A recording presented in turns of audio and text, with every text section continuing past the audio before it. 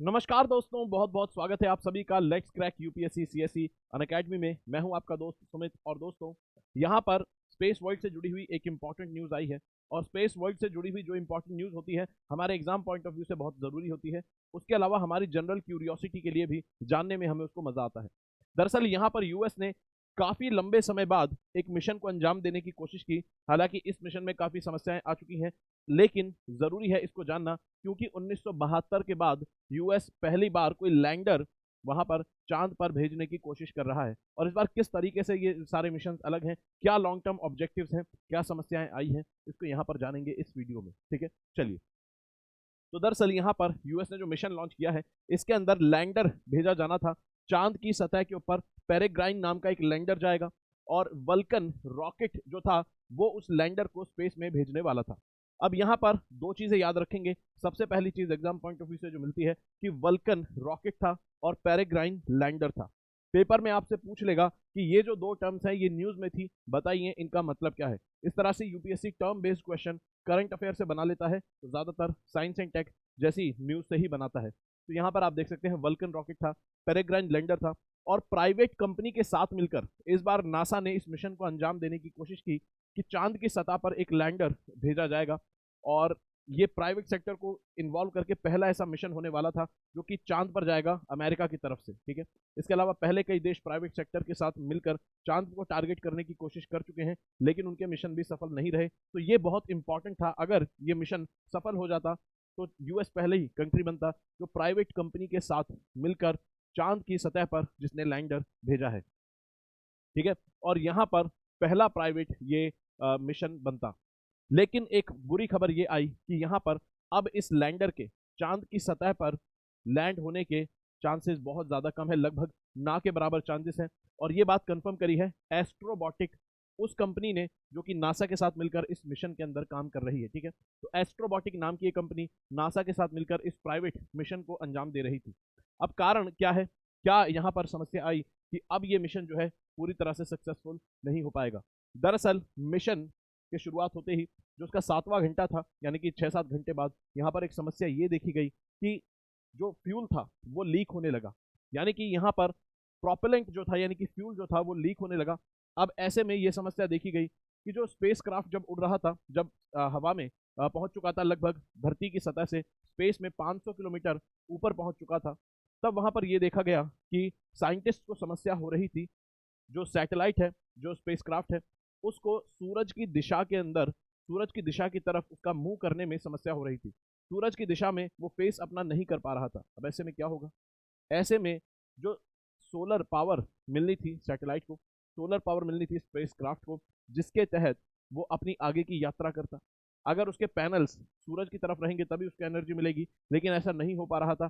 ऐसे में धीरे धीरे क्या होगा, वहां पर फ्यूल खत्म होने लग जाएगा, फ्यूल लीक भी हो रहा है और फ्यूल खत्म भी हो जाएगा। और फिर सोलर एनर्जी भी जब जनरेट नहीं होगी तो ये सैटेलाइट या फिर ये स्पेसक्राफ्ट एक डेड बॉडी की तरह स्पेस के अंदर ट्रेवल करता रहेगा। तो यहाँ पर इसलिए इस सैटेलाइट को कहा गया है एक फ्लाइंग कॉफिन। भाई, इस सैटेलाइट को कुछ एक डेड मशीन भी कह सकते थे, लेकिन इसको फ्लाइंग कॉफिन यानी कि उड़ता हुआ ताबूत क्यों कहा गया है? क्योंकि इस स्पेसक्राफ्ट के अंदर कई सारी ऐसी चीजें भेजी गई हैं, जैसे कि बुक्स वगैरह। ठीक है, लोगों के मैसेजेस, बच्चों के, लोगों के अलग अलग कंट्रीज से मैसेजेस वहां भेजे गए। उसके अलावा डीएनए सैंपल्स भेजे गए हैं। ठीक है, किन लोगों के? यहाँ पर जो यूएस के पुराने जो प्रेसिडेंट हैं, जैसे कि जॉर्ज वॉशिंगटन के, जॉन एफ कैनेडी के, और आइजन हावर जो प्रेसिडेंट रहे हैं, इनके इनके डीएनए सैंपल्स भेजे गए हैं। और कुछ लोगों के यहाँ पर इंपॉर्टेंट जो फेमस लोग हैं उनके बॉडी रिमेन्स भी यहाँ पर भेजे गए हैं, यानी कि बॉडी के अवशेष भी भेजे गए हैं। और यहाँ पर जो फिक्शन राइटर हैं, ठीक है, आर्थर सी क्लार्क, इनके भी रिमेन्स और डीएनए यहाँ पर भेजे गए हैं। ठीक है, ऐसा कंट्रीज इसलिए करती हैं कि वहाँ पर कुछ ह्यूमन रहने के कुछ सबूत वहाँ पर छोड़ सके। कल को अगर कोई एलियन अगर लाइफ है तो वो अगर उसका संपर्क होता है तो उनको ये सब चीज़ें मिले, तो वो हमारे बारे में जाने इसलिए। या फिर कल को धरती पर अगर इंसान नहीं रहते हैं और उसको जाकर चांद पर दुनिया बसानी पड़े, तो वहां पर उसे इंसानों के कुछ सबूत मिले। इस तरह से कई देश ये सारी चीजें करते हैं। उसके अलावा यहाँ पर अगर बात करें तो रिसेंट अटेम्प्ट बाकी कंट्रीज ने क्या किए हैं। दरअसल इससे पहले प्राइवेट सेक्टर को इन्वॉल्व करके चांद पर मिशन पहले भी भेजे गए हैं, जैसे कि इजराइल का जो मिशन था बेरेशीट स्पेसक्राफ्ट, ये भी फेल हो गया था और ये भी जाकर चांद की सतह से टकरा गया था, उसमें कोलैप्स हो गया था जाकर। ठीक है, और ये इसलिए इंपॉर्टेंट था ये मिशन क्योंकि इसने भी काफी सारी चीजें अपने स्पेस क्राफ्ट में भेजी थी। बेरेशीट मिशन में भी इसराइल ने बहुत सारी चीजें चांद पर भेजने की कोशिश की थी, जिसमें एक इंपॉर्टेंट चीज आपको मिलेंगी, आपको माइक्रो ऑर्गेनिजम्स मिलेंगे इस तरह के। ये जो माइक्रो ऑर्गेनिज्म आपको दिख रहा है, इसको वाटर बियर भी कहते हैं, यानी कि पानी में रहने वाला भालू। ये एक माइक्रो ऑर्गेनिज्म है, ये एक माइक्रो, दरअसल माइक्रो एनिमल है। ठीक है, ये माइक्रो एनिमल्स की कैटेगरी में आता है, माइक्रो एनिमल है और इसका नाम है टार्डीग्रेड्स। तो याद रखेंगे नाम, पेपर में पूछ सकता है कि भाई टार्डीग्रेड्स क्या होते हैं। देखिए 2 साल पहले ये जो था ये सारी चीज न्यूज में थी, लेकिन यूपीएससी अब 1-2 साल से पीछे के जो करंट अफेयर्स है उनको लिंक करके पूछ लेता है अगर वो किसी तरह से इस साल जुड़े हुए हैं। ठीक है, तो टार्डीग्रेड्स नाम के माइक्रो एनिमल्स भेजे थे, जिसको वाटर बियर भी कहा जाता है, और ये बहुत एक्सट्रीम कंडीशन में सर्वाइव कर सकते हैं। जैसे फॉर एग्जांपल बिना पानी के, बिना खाने के सर्वाइव कर सकते हैं, हाई कॉस्मिक रेडिएशन के अंदर सर्वाइव कर सकते हैं, हाई टेम्परेचर, लो, बहुत लो टेम्परेचर, बहुत लो प्रेशर और बहुत हाई प्रेशर, इस तरह की जो एक्सट्रीम कंडीशंस होती हैं जहां पर जनरली माइक्रो ऑर्गेनिज्म, बैक्टीरिया, इंसान, जानवर कोई भी सर्वाइव नहीं कर पाते, वहां पर टार्डीग्रेड्स जो है ये सर्वाइव कर पाते हैं। तो इसलिए इसराइल ने वहां पर भेजा कि किस तरह से सर्वाइव कर पाते हैं या नहीं ये सब। लेकिन अब चांद के सरफेस पर टार्डीग्रेड्स बिखर गए, अब ये देखने वाली बात है कब तक इन्होंने सर्वाइव किया होगा। उसके अलावा जापान ने हकुटो आर मिशन जो है ये भेजा था प्राइवेट सेक्टर को इन्वॉल्व करके चांद के ऊपर, ये भी सक्सेसफुल नहीं हो पाया। ठीक है, और इसके अंदर यूएई का, दुबई का राशिद नाम का एक रोवर भी भेजा गया था। ठीक है, तो ये जो चीजें हैं इनके नाम आप याद रखिए, पेपर में कीवर्ड के आधार पर क्वेश्चन पूछ लेता है। उसके अलावा दरअसल अब ये जो पूरा मिशन है यूएस का, ये आखिर इतना इंपॉर्टेंट क्यों है, क्यों इसकी इतनी चर्चा हो रही है? दरअसल 1972 के बाद अब पहली बार यूएस ने चांद को दोबारा एक्सप्लोर करने के लिए वहां पर लैंडर भेजने की कोशिश की। आज से पहले 1972 में आखिरी जो मिशन था अपोलो 17, ये चांद पर इसने लैंडिंग की थी, और सिर्फ लैंडिंग ही नहीं की थी बल्कि इसके अंदर इंसान भी चांद पर गए थे। तो एक क्रूड मिशन था, ठीक है, जिसके अंदर क्रू बैठा हुआ था, और यहाँ पर उसके बाद अब यहाँ पर मिशन जाना था। ऐसे 6 अपोलो मिशन यूएस जो है चांद पर भेज चुका है, और उन सभी में 2-2 एस्ट्रोनॉट्स वहां पर गए थे। तो ऐसे में यहाँ पर ये बहुत अहम मिशन था, लेकिन अब ये फेल हो चुका है। और दूसरा इंपॉर्टेंट जो यहाँ पर पॉइंट था वो ये कि प्राइवेट सेक्टर को इन्वॉल्व करके जाने वाला पहला आपको मिशन इस तरह से देखने को मिलता है।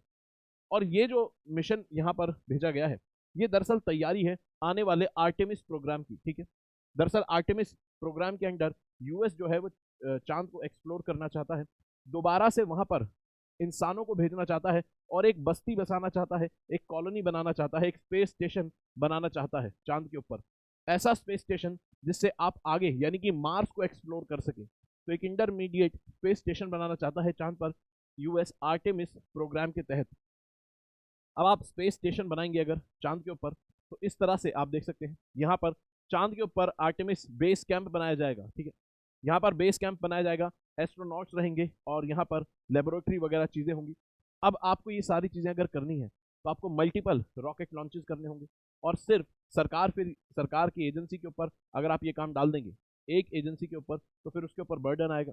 जैसे अगर नासा है, नासा को ही अगर ये सारे रॉकेट्स लॉन्च करने हो, इस पर्टिकुलर मिशन में कंस्ट्रक्शन वगैरह का सामान पहुंचाने के लिए बार बार रॉकेट्स लॉन्च करने होंगे, तो नासा के जो बाकी मिशन हैं उनमें समस्या आएगी। जैसे नासा को बाकी प्लैनेट्स को एक्सप्लोर करना हो, एक्सो प्लैनेट्स को एक्सप्लोर करना हो, ठीक है, अर्थ जैसे प्लैनेट्स एक्सप्लोर करने हो, उन सब में समस्या आएगी।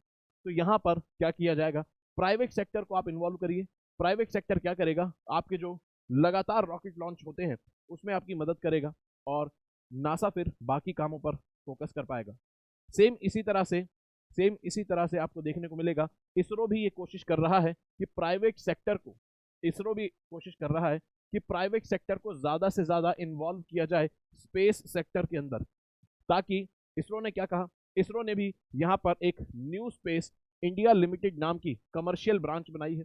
न्यू स्पेस इंडिया लिमिटेड जो कि क्या करती है, प्राइवेट सेक्टर को इसरो से जोड़ती है। ठीक है, प्राइवेट सेक्टर को इसरो से जोड़ती है, और यहाँ पर इसरो का कहना है कि जो स्मॉल सैटेलाइट लॉन्च व्हीकल्स हैं इस सेगमेंट के अंदर, जहां पर 500 केजी से कम के जो सैटेलाइट हैं जिनको लॉन्च करना है। इसरो चाहता है ये काम कौन करे? प्राइवेट सेक्टर करे। इससे क्या होगा? दरअसल सैटेलाइट लॉन्चिंग भी एक तरह से बिजनेस है। इसरो से कई कंपनी, कई देश अपने सैटेलाइट लॉन्च करवाते हैं अलग अलग सर्विसेज के लिए, जैसे कोई नेविगेशन के लिए, कोई वेदर फोरकास्टिंग के लिए, कोई मैपिंग के लिए। उनके पास अगर किसी देश के पास लॉन्चिंग फैसिलिटी नहीं है तो वो इसरो से कांटेक्ट करते हैं, इसरो उनके सैटेलाइट लॉन्च करता है। अब ऐसे में इसरो चाहता है 500 केजी से कम का अगर सैटेलाइट है तो प्राइवेट सेक्टर उसको लॉन्च करे। ऐसे ही यहाँ पर स्मॉल सैटेलाइट लॉन्च व्हीकल भी डिजाइन किए गए हैं। इससे क्या होगा? जो लगातार लॉन्चिंग वाले काम होते हैं उसमें प्राइवेट सेक्टर इन्वॉल्व हो जाएगा और इसरो बाकी जो लॉन्ग टर्म काम है उनके ऊपर फोकस कर पाएगा। तो ये सारी चीजें आप देख सकते हैं यहाँ पर प्राइवेट सेक्टर को इन्वॉल्व करना अब ये एक नया ट्रेंड है जो सारी एजेंसीज हर देश के अंदर कर रही हैं।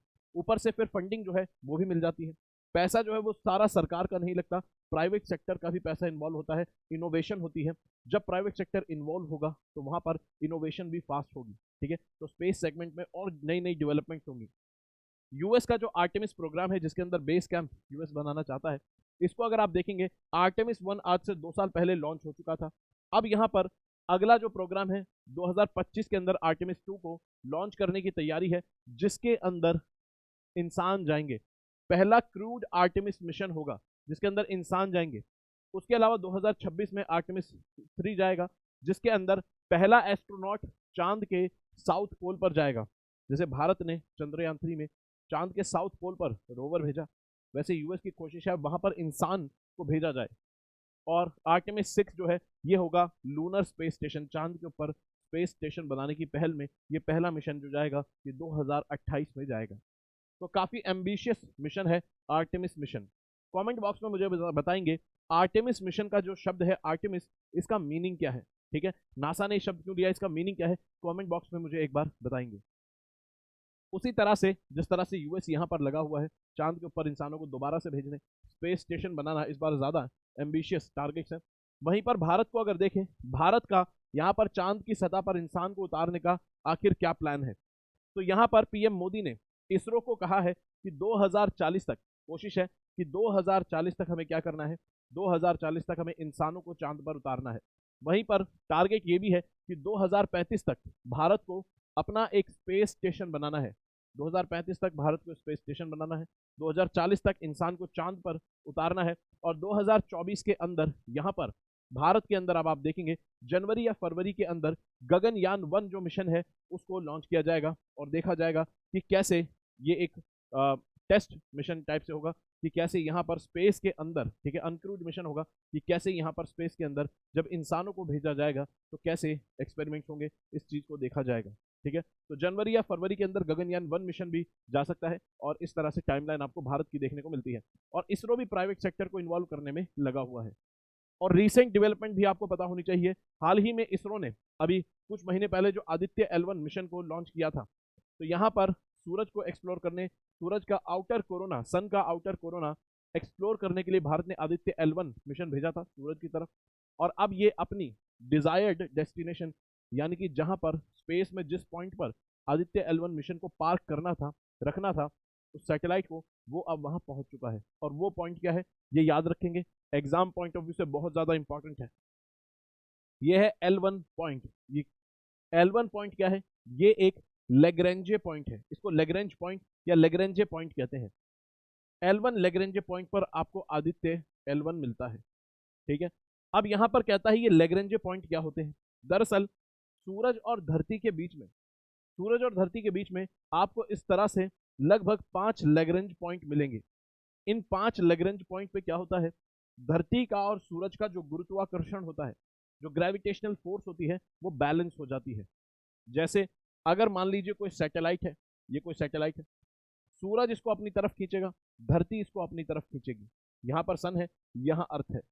अगर इस सैटेलाइट को एक स्टेबल पोजीशन में रहना है तो उसे ऐसी जगह पर रखा जाएगा जहां पर ये जो खिंचाव है ये दोनों तरफ से लगभग बराबर हो। अगर बराबर नहीं होगा तो क्या होगा, अगर सूरज की तरफ खिंचाव ज्यादा है तो यहाँ पर सूरज की तरफ खींचने लग जाएगा, नहीं तो अर्थ की तरफ खींचने लग जाएगा अगर खिंचाव अर्थ की तरफ ज्यादा है।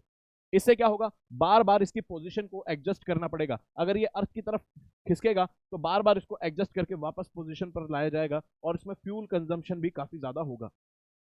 तो लेग्रेंज पॉइंट पे क्या होता है, यहाँ पर स्टेबल पोजीशन पर सैटेलाइट आ जाता है और दोनों फोर्सेस कैंसिल आउट हो जाती हैं। उसके अलावा यहाँ पर क्योंकि स्टेबल पोजीशन पर आ जाता है, इसलिए सैटेलाइट के अंदर उसको मेंटेन करने के लिए उसकी पोजीशन पर फ्यूल भी कम इस्तेमाल होता है। ठीक है, तो आप यहाँ पर देख सकते हैं लेग्रेंज पॉइंट आपको L1 पर आदित्य मिशन देखने को मिलता है। दोस्तों आप मेरे साथ यहाँ पर जुड़ सकते हैं स्पेशल क्लासेस के अंदर, जिसके अंदर हम शाम को 6 बजे एंशियंट, मिडिवल और मॉडर्न हिस्ट्री को क्रैश कोर्स की फॉर्म में कर रहे हैं 2024 के लिए। इसमें आप मेरे साथ जुड़ सकते हैं।